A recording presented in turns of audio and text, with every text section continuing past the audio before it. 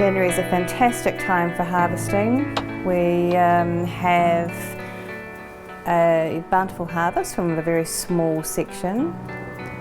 We live on a really busy road in the city centre.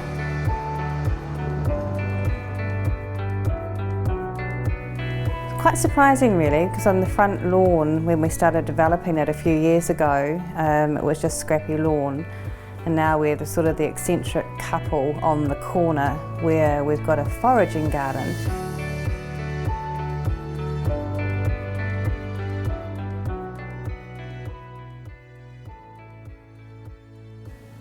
We like to call our place 100 squares because that is the space that we have available to grow our food, grow our herbs, have the worm farms, the quails, the bees, etc. So it's quite a small space. The whole place is 450 squares and the house and sheds take up the rest.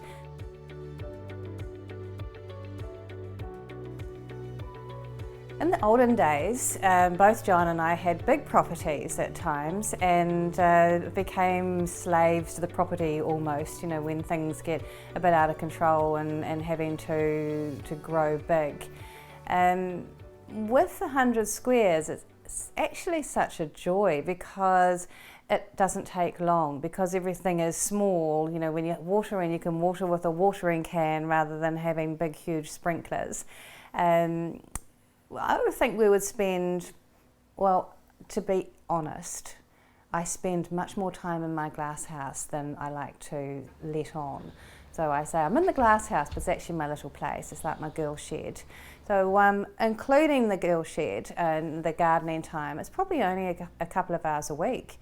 Mel's amazing. I mean, she is the seed. She's the catalyst for all the growth, if you like. She's in there in the glass house from the very beginning, nurturing. And that's what's so wonderful when you start something from the beginning and then you see the fruition, which is actually the harvest.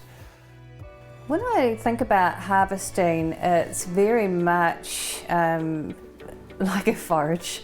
You've got to pick your way through the various plants and be careful of the bees as you're walking through. It's really whatever is ready to harvest is what we try and eat. So we've got some lovely courgettes at the moment. We've got some yellow courgettes, some green courgettes. And this year's been particularly good because of the bees. With the courgettes you need a male and a female flower, and then you need them to be pollinated. And there's lots of people out there that pollinate with little paintbrushes, but we just sit and wait and watch, and the bees do a good job for us. It's a fascinating project actually to see how much you can produce on that size section and try and keep it diverse as well. So it's very, everything we do is small. So we have a small glass house, so we have small crops that we sow and grow, and it's we're not ever really going to feed the city with it, but we certainly can supplement our own food every day.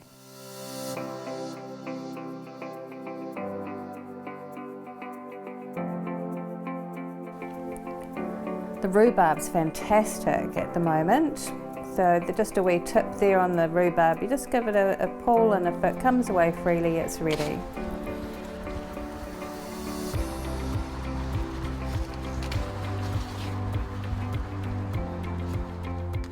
So I never really know what I'm going to come back with in the truck. It could just be one thing, three things. It's always a bit of a surprise.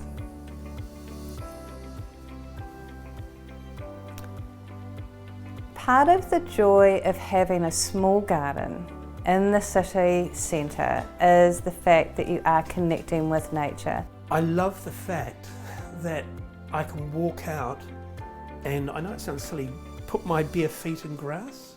So if we don't mow the lawn, this is what I love about it. I'm allowed to just push one cut through the lawn and allow everything to grow either side. So it's kind of like this wild garden. And whilst I do get annoyed at the traffic noise, there's just something about being able to touch something about being able to smell. Just immerse yourself in the sense that I am connected, that nature is around me. Walking on the little bit of wild lawn that we've got in our bare feet, watching out for bees of course, it's just really brings you back to nature, and that's something that we all need. That's where we came from, that's where we should be connecting with every day if possible.